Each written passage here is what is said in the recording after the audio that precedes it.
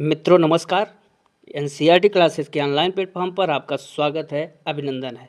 साथियों, आज हम लोग थार्नडाइक के सिद्धांत पर आधारित 30 महत्वपूर्ण प्रश्नों को देखेंगे और समझेंगे कि परीक्षा में कैसे आता है प्रश्न।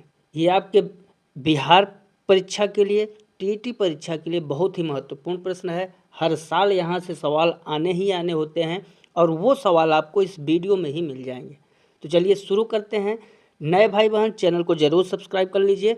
आज का पहला क्वेश्चन कर रहा है शिक्षा मनोविज्ञान का जनक। जैसा कि यहाँ पर लिखा है शिक्षा मनोविज्ञान का जनक, और हम लोगों ने थार्नडाइक के सिद्धांत पर 30 महत्वपूर्ण प्रश्नों को हल करने के लिए बात कही है।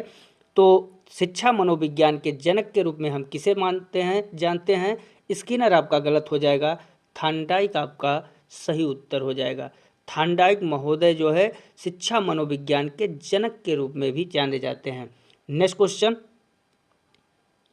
नेक्स्ट है आपका, थार्नडाइक ने अपना पहला प्रसिद्ध प्रयोग किस जीव पर किया था? ऑप्शन ए कह रहा है कुत्ता, गलत हो जाएगा। बी ऑप्शन चिंपैंजी भी गलत है। सी ऑप्शन आपका सही है, थार्नडाइक महोदय ने बिल्ली पर प्रयोग किया था। तो आपका सी ऑप्शन सही हो जाएगा। नेक्स्ट क्वेश्चन, नेक्स्ट है आपका, थार्नडाइक के सीखने के कितने मुख्य नियम हैं? जब मुख्य नियम की बात करेगा तो 3, और गौड़ नियम की बात करेगा तो 5।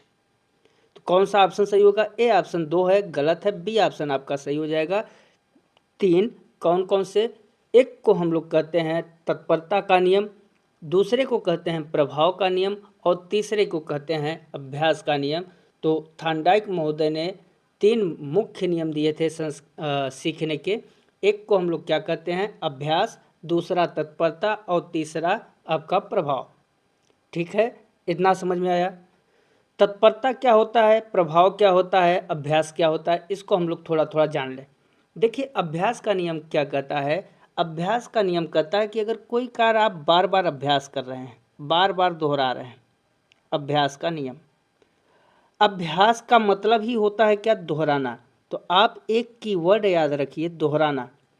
जब कोई कार्य आप बार बार दोहराते हैं तो उस कार्य के बार बार अभ्यास करने से आप अच्छी तरीके से सीख जाते हैं। तो वो किसके अंतर्गत आता है? अभ्यास के नियम में। इसको उपयोग का नियम भी कहा जाता है। लेकिन एक चीज़ ध्यान दीजिए, अगर आप थोड़ी देर के लिए दोहराना बंद कर दीजिए कुछ समय के लिए, तो अभ्यास का नियम क्या होगा? जब आप लंबे समय के लिए जो है बंद कर देंगे क्या? दोहराना, तो अभ्यास का नियम धीरे धीरे अप्रभावी हो जाएगा, क्योंकि आप भूलना शुरू कर देंगे। ठीक है, जैसे आप साइकिल चलाना, टाइपिंग, ये सब क्या है? ये सब आप जितना ज़्यादा से ज़्यादा दोहराएंगे उतने अच्छे से अच्छे सीखेंगे। तो आपका ये अभ्यास हो गया। प्रभाव का नियम जानते हैं क्या है? प्रभाव का नियम वो नियम है कि आप जो है कैसे कार्य को करने में आपको सुख मिलता है। सुख का मतलब यहाँ संतोष से है।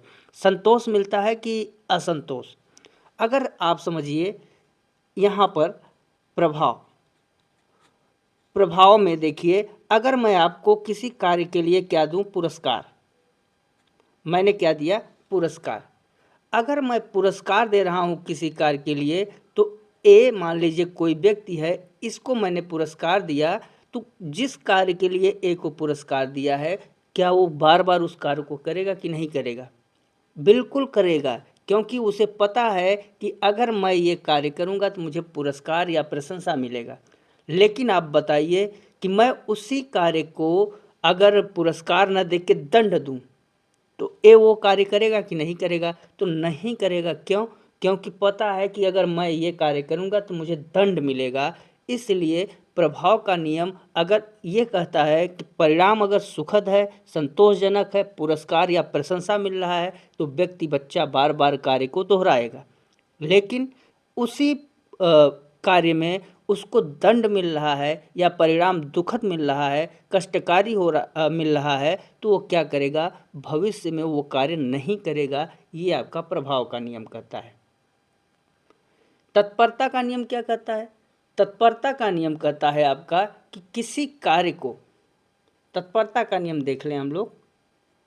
तत्परता का नियम कहता है कि बच्चा किसी कार्य को जब मानसिक रूप से तैयार होगा, तो वो बहुत जल्दी, मान लीजिए एक बालक है, अब इसकी रुचि है खेलने में, किसमें?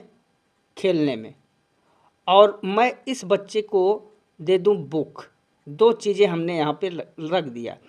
अगर एक की रुचि है किसमें? खेलने में, तो बच्चा ए जब खेलेगा तब अच्छे से कार्य करेगा, कि बुक उसके हाथ में दे दें तब अच्छे से पढ़ेगा?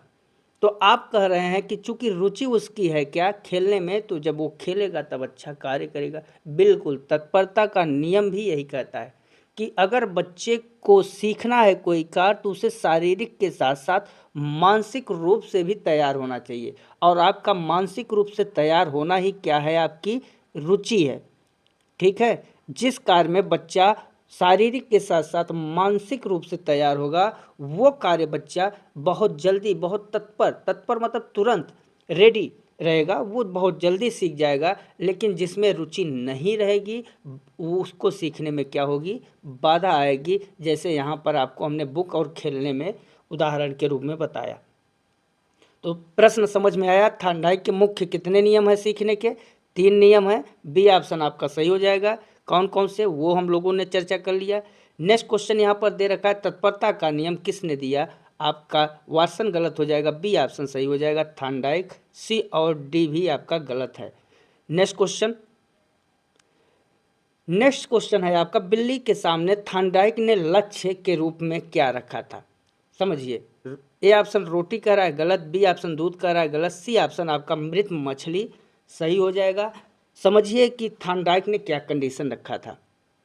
थार्नडाइक ने किया क्या कि एक लकड़ी का पिंजरा बनाया, ठीक है, और उस पिंजरे में थार्नडाइक ने यहाँ पर एक गेट रखा। अब गेट में उन्होंने एक लीवर कर दिया, ये आपका लीवर है। ये लीवर तभी खुलेगा जब इस पर कोई पैर मारेगा तो गेट खुल जाएगा। यहाँ पर उन्होंने क्या किया है? मृत मछली रख दी। क्या रख दी? मृत मछली। अब समझते जाइएगा, बहुत सरल कर देंगे। और ये आपकी सी आपका बिल्ली है, कैट। ठीक, बिल्ली भूखी है। थार्नडाइक भूखी बिल्ली को इस पिंजरे में बंद किए हुए हैं। बिल्ली क्या कर रही है? भूखी है और उसके सामने मृत मछली रखी हुई है। बिल्ली जब ये गेट खोलेगी तब इस मछली को खाएगी। तो सबसे पहले ये कंडीशन आपने देख लिया। अब लक्ष्य के रूप में क्या रखा था? तो मृत मछली रखा था। मतलब जो आपका स्टिमुलस है क्या है? मृत मछली है। क्यों? क्योंकि इस मृत मछली को पाने के लिए बिल्ली इस लीवर को टच करेगी और गेट को खोलेगी, तो वो क्या होगा? रिस्पॉन्स होगा।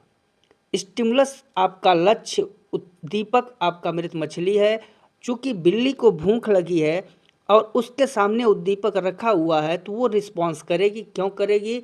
क्योंकि उसे भूख लगी है, उसको भूख क्षुधा मिटानी है। तो वो क्या करेगी? कुछ दिन तक तो देखेगी, फिर क्या करेगी?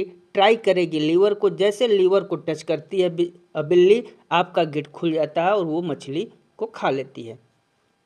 थार्नडाइक ने देखा कि ये कार्य तो एक दिन, मतलब बिल्ली अभी सीखी नहीं है, ये तो अचानक कर बैठी।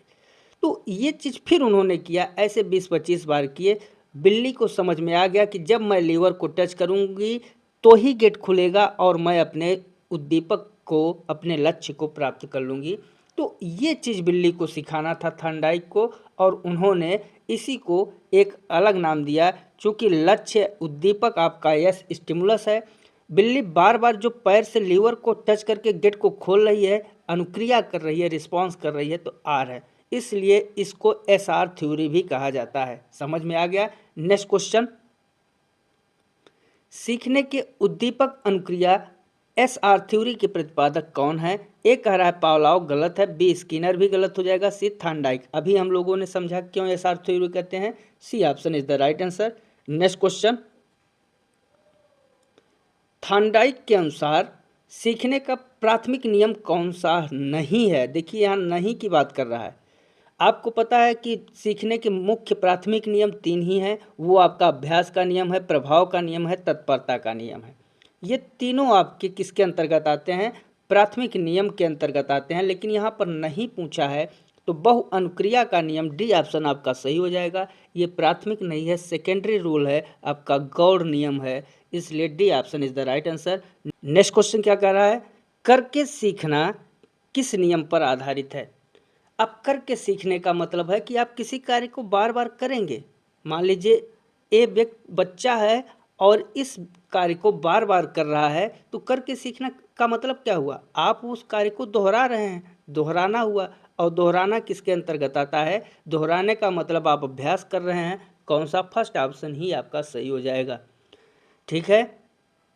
नेक्स्ट क्वेश्चन कर रहा है, थॉर्नडाइक ने सीखने के कितने गौड़ नियम बताए हैं? सेकेंडरी लॉज कितने हैं? तो 3 आपके मुख्य नियम है, इसलिए गलत है। 4 गलत है, 5 आपके सही हैं।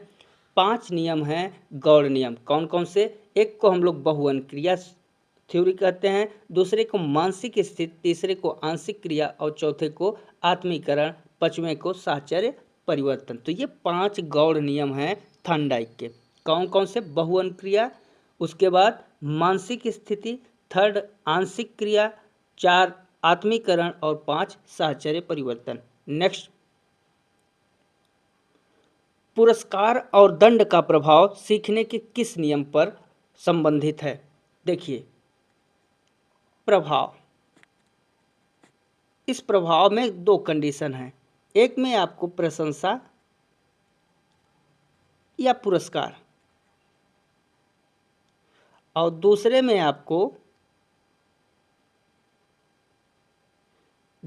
आपको दंड मिलता है।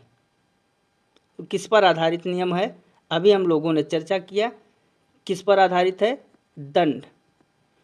तो पुरस्कार और दंड प्रभाव सीखने के किस नियम से संबंधित है? अभ्यास गलत हो जाएगा, तत्परता भी गलत। सी ऑप्शन प्रभाव का नियम सही हो जाएगा। क्यों? क्योंकि अगर आप कोई अच्छा कार्य कर रहे हैं, ऐसा कार्य कर रहे हैं जिसमें आपको प्रशंसा मिल रही है या पुरस्कार मिल रहा है, तो वो कार्य बच्चा ए है बार बार दोहराएगा। लेकिन अगर उसी कार्य में ए को दंड मिल जाए तो क्या वो दोहराएगा? नहीं दोहराएगा।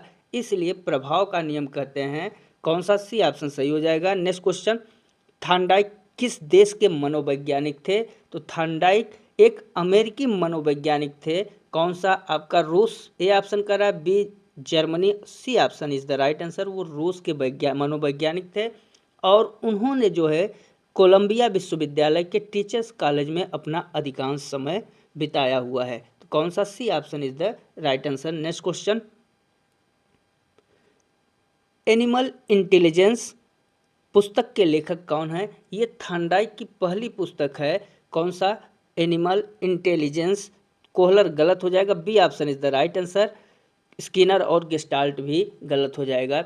सबसे प्रसिद्ध कृति मानी जाती है थॉर्नडाइक की, यह उन्होंने जानवरों के सीखने के तरीकों पर शोध किया था।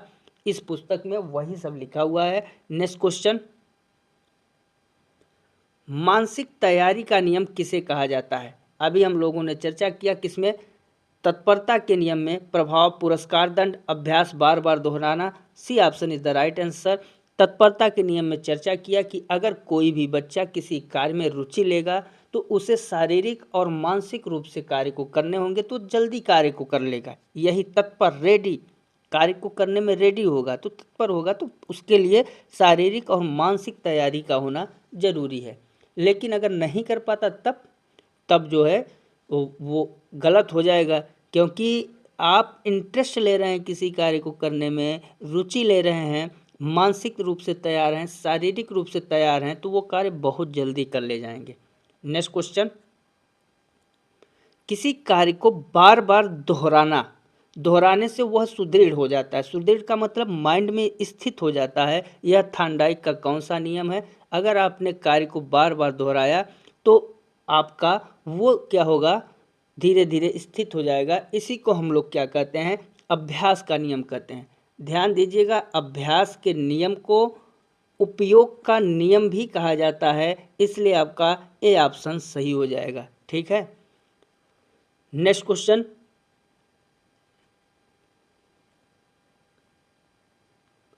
थॉर्नडाइक का सिद्धांत किस श्रेणी में आता है? थॉर्नडाइक एक व्यवहारवादी मनोवैज्ञानिक थे, इसलिए उन्होंने जो भी सिद्धांत दिया है वो किस पर दिया है? व्यवहार पर आधारित सिद्धांत दिया है। वो व्यवहार और उद्दीपकों को एक साथ तालमेल के रूप में देखा है। तो कौन सा ऑप्शन सही होगा? संज्ञानात्मक वाद गलत हो जाएगा। ये ऑप्शन करा, बी ऑप्शन व्यवहारवाद इज द राइट आंसर। आपका बी ऑप्शन सही हो जाएगा। नेक्स्ट क्वेश्चन,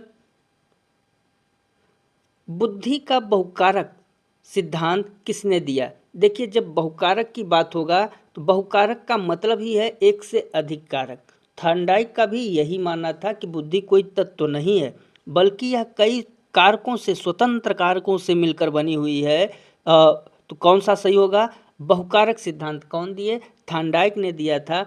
अब इसको याद कैसे करेंगे? बहुकारक, मल्टी फैक्टर, मतलब एक से अधिक कारक। इसका मतलब वो कौन सा सिद्धांत किसने दिया? थॉर्नडाइक ने दिया था। एक चीज ध्यान दीजिएगा, ए ऑप्शन बी ने, बी ऑप्शन स्पीयरमैन, दोनों गलत हैं। सी ऑप्शन आपका थॉर्नडाइक सही है। बहुकारक सिद्धांत को बालू का भी सिद्धांत कहा जाता है, तो ये भी नोट रखिएगा। नेक्स्ट क्वेश्चन, थॉर्नडाइक के प्रयोग में बिल्ली के लिए भोजन क्या था? देखिए, यहाँ पर जो बिल्ली है, बिल्ली आपकी इस पिंजरे में कैद है, ये लीवर अटैच सी, और यहाँ पर रखी है क्या? मृत मछली, जो कि क्या है? भोजन है। ठीक है। अब बिल्ली का लक्ष्य क्या है? लक्ष्य है आपका इस भोजन को प्राप्त करना, जो कि क्या है? मछली। ठीक है। अब इसका लक्ष्य है ना, इसके लिए क्या कर रही है बिल्ली? बार बार रिस्पॉन्स कर रही है, बार बार इसको लीवर को दबा रही है, जिससे कि गेट खुल जाए। तो लक्ष्य आपका क्या है? फिश है। तो ये किसका कार्य कर रहा है? जो लक्ष्य होता है वही आपका स्टिमुलस होता है, उद्दीपक होता है। तो कौन सा सही होगा? आपका अनुक्रिया। ए ऑप्शन कह रहा है गलत हो जाएगा। बी ऑप्शन उद्दीपक कह रहा है, बिल्कुल B option is the right answer. चूंकि यहाँ पर बिल्ली के लिए जो भोजन है वो उद्दीपक का कार्य कर रहा है, तो B option is the right answer. Next question, सीखने में त्रुटियों और भूल का महत्व किस मनोवैज्ञानिक ने बताया था? ए ऑप्शन कह रहा है पावलोव, गलत है। B option is the right answer, Thorndike कह रहा है, बिल्कुल आपका बी ऑप्शन सही है। क्यों? क्योंकि थॉर्नडाइक का मानना था कि बच्चे जो बार बार गलतियां करते हैं ना, ये बार बार गलतियां करके ही बच्चे कुछ न कुछ सीखते हैं। हर गलती बच्चे को कुछ न कुछ सिखाती है, और चूंकि सीखना क्या है? एक क्रमिक प्रक्रिया है, इसलिए गलतियां और भूल, जो त्रुटियां और भूल है, इसको जो है बच्चों में होना चाहिए, इससे बच्चे बार बार सीखते हैं। तो B option is the right answer, Thorndike सही हो जाएगा। नेक्स्ट क्वेश्चन, थॉर्नडाइक के गौड़ नियम में शामिल नहीं है। अभी हम लोगों ने चर्चा किया, गौड़ नियम में 5 हैं। एक बहुवन क्रिया है, बिल्कुल सही है। दूसरा आंशिक क्रिया है, आत्मीकरण है। उसके बाद साहचर्य का नियम है। तो ये 5 जो 4-5 नियम हैं, गौड़ नियम में 5 नियम हैं, तो उनमें से ये 3 आया हुआ है। अभ्यास का नियम आपका गौड़ नव के मुख्य नियम है, इसलिए डी ऑप्शन सही हो जाएगा। नेक्स्ट क्वेश्चन, समान तत्वों का सिद्धांत किससे संबंधित है? समान तत्व का सिद्धांत का मतलब साहचर्य का नियम। अब देखिए, यहाँ पर अगर 2 विषय में, मान लीजिए गणित है और विज्ञान है, 2 विषय हैं गणित और विज्ञान, तो अगर एक विषय जो है, मान लीजिए एक मैथ है और एक साइंस, एक विषय आपने सीख लिया, तो इसमें थोड़ी जो मदद मिलेगी, कुछ न कुछ तो मदद जरूर मिलेगी विज्ञान में। अगर आपने गणित को सीखा है, भौतिक विज्ञान और गणित ये दोनों क्या हैं? सिमिलर हैं, बहुत चीज़ें मिल जाया करती हैं। तो जो मिलती हैं उसी को हम लोग क्या कहते हैं? समान तत्व का नियम। मतलब एक विषय का ज्ञान दूसरे के लिए क्या हो रहा है? उपयोगी हो रहा है। और जब यह इसका ज्ञान इसके लिए उपयोगी हो रहा है, इसका मतलब यहाँ पर आपने जो लर्निंग की है, अधिगम किया हुआ है, उसका क्या हो रहा है? स्थानांतरण हो रहा है। कहाँ? विज्ञान में स्थानांतरण हो रहा है। कहाँ? आपका साइंस में। तो कौन सा? ए ऑप्शन ही सही हो जाएगा, अधिगम स्थानांतरण आपका सही हो जाएगा। समझ में आया कि नहीं? जैसे हम लोगों ने गणित सीखा, उसका कुछ पार्ट साइंस में हम लोग जरूर हेल्प मिलता है, तो जो यहाँ पर सीखा है उसका प्रयोग हम लोग साइंस में भी कर रहे हैं, यही कहलाता है क्या? स्थानांतरण। ठीक, तो ए ऑप्शन सही है। नेक्स्ट क्वेश्चन, थॉर्नडाइक ने बुद्धि के कितने प्रकार बताए? जैसे कि हम अभी चर्चा किए हैं कि थॉर्नडाइक ने बहुकारक सिद्धांत कहा कि बुद्धि कोई एक तत्व से मिलकर नहीं बनी है, वो बहुत से कारकों से मिलकर बनी है। उसी क्रम में जो थॉर्नडाइक महोदय हैं, बुद्धि के 3 महत्वपूर्ण कारक बताए हैं। तो ए 2 कह रहा है गलत, बी ऑप्शन आपका सही होगा, 4 और 5 भी गलत। उन्होंने एक को मूर्त, मूर्त में आपके जैसे मशीन है, फिर अमूर्त, अमूर्त में आप किसके लिए, जैसे प्रतीकों के लिए, सिंबल, और फिर आपका एक सामाजिक, जिसको हम लोग रिश्ते के अंतर्गत लाते हैं। तो कितने, 3 प्रकार के बुद्धि बताए हैं, मूर्त, अमूर्त और सामाजिक। तो B option is the right answer. सीखना, सीखना संबंध स्थापित करना है। संबंध स्थापित करने का कार्य मस्तिष्क करता है। यह कथन किसका है? यह कथन थॉर्नडाइक महोदय का है। थॉर्नडाइक महोदय मानते थे कि जो सीखना है, सीखने का संबंध सीधे किससे है? मस्तिष्क के स्नायु तंत्र से है। इसलिए कौन सा, ए ऑप्शन स्किनर गलत, B option is the right answer, Thorndike सही हो जाएगा। वुडवर्थ और गेट्स भी नहीं है। नेक्स्ट, पजल बॉक्स, पहेली बॉक्स का प्रयोग किसने किया था? पावलोव गलत, कोहलर भी गलत, सी ऑप्शन सही है। थॉर्नडाइक महोदय ने पहेली बॉक्स या इसी को पजल बॉक्स भी कहते हैं। ज़्यादातर पजल बॉक्स से ज़्यादा प्रश्न पूछा गया है, पहेली बॉक्स भी से कुछ न कुछ प्रश्न पूछा गया है। तो दोनों को आप लोग जानते रहिए। नेक्स्ट क्वेश्चन, प्रभाव का नियम, लॉ ऑफ इफेक्ट को और किस नाम से जाना जाता है? देखिए, फर्स्ट ऑप्शन कह रहा है संतोष था असंतोष का नियम। जब आपको क्या मिलेगा, पुरस्कार मिलेगा या प्रशंसा मिलेगी, तो आप उस कार्य को करेंगे, बार बार दोहराएंगे, तो उससे आपको क्या मिलता है? संतोष मिलता है। लेकिन अगर वही कार्य करिए जिसमें आपको दंड मिलेगा, तो फिर क्या होगा? असंतोष। तो इसे संतोष और असंतोष का भी नियम कहा जाता है। तो ए ऑप्शन सही है। उपयोग का नियम किसे कहा जाएगा? श्रम का नियम, आवृत्ति का नियम। तो ये गलत हो जाएंगे। नेक्स्ट क्वेश्चन, सीखने के लिए सबसे आवश्यक तत्व क्या है? आवश्यक तत्व की बात करें, शिक्षक, विद्यालय। सी ऑप्शन आपका सही होगा, अप्रेरणा। अप्रेरणा क्या है? अप्रेरणा आपको एक तरीके से चालक का कार्य करता है, ड्राइव का कार्य करता है। भूख का होना, भूख का होने का मतलब कि अगर आप इंटरेस्ट लेना जरूरी है, लेकिन अगर अप्रेरणा न हो तो क्या आप कोई कार्य कर पाएंगे? नहीं। इसलिए प्रेरणा, अंदर से प्रेरणा होना बहुत ज़रूरी है। अगर समझिए आप कि बिल्ली जो है भूखी न होती, तो क्या वह मछली के लिए प्रयास करती? नहीं करती ना। तो वह, उसका भूखा होना और मछली के लिए प्रयास करना, तो भूखी थी तभी प्रयास करी, तो ये किसका कार्य है? अभिप्रेरणा का कार्य है। सी ऑप्शन सही हो जाएगा। नेक्स्ट, प्राथमिक कक्षाओं के बच्चों के लिए थॉर्नडाइक का कौन सा नियम सबसे प्रभावी है? प्राथमिक कक्षा के लिए सबसे अच्छा नियम माना जाता है कि बच्चे को आप बार बार पुरस्कार दीजिए, बच्चे से बार बार अभ्यास कराइए। तो कौन सा? आपका अभ्यास का नियम बिल्कुल सही है। बार बार दोहरवाइए, बार बार चीज़ों को कराइए, बच्चे को धीरे धीरे उसके दिमाग में रट जाएगा। प्रभाव का नियम, बार बार दोहराना। तत्परता, बच्चों में इंटरेस्ट होना बहुत ज़रूरी है। जब बच्चा प्रेरित होगा अंदर से, तभी वो कार्य को करेगा। तो ये तीनों नियम बहुत ही जरूरी हैं। डी ऑप्शन सही हो जाएगा इनमें से सभी। नेक्स्ट क्वेश्चन, थॉर्नडाइक के सिद्धांत को और क्या कहा जाता है? देखिए, थॉर्नडाइक जो थे, उन्होंने स्टिमुलस और रिस्पांस के बीच क्या किया? एक संबंध, बॉन्ड बनाया, संबंध।